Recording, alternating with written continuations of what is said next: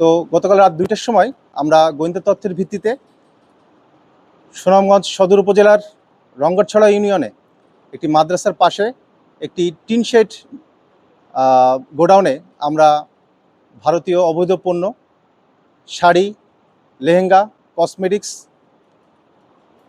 Chocolate সহ অন্যান্য দ্রব্য সামগ্রী আমরা জব্দ করতে সমর্থ হই, যার বাজার মূল্য আনুমানিক 5.5 কোটি টাকা। তো এই যে অভিযান, সেটি আমরা গত 1 মাসে আমাদের কিন্তু এই সিজারের পরিমাণ অনেক বেশি।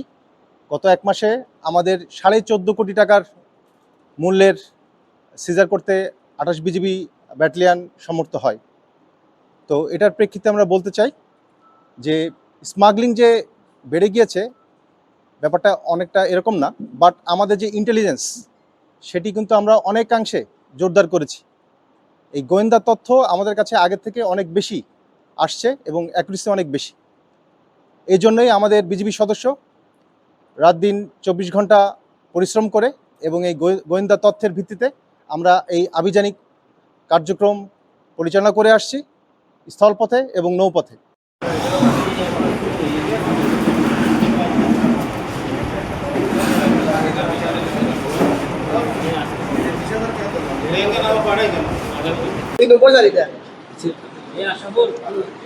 बिहार 2 নম্বর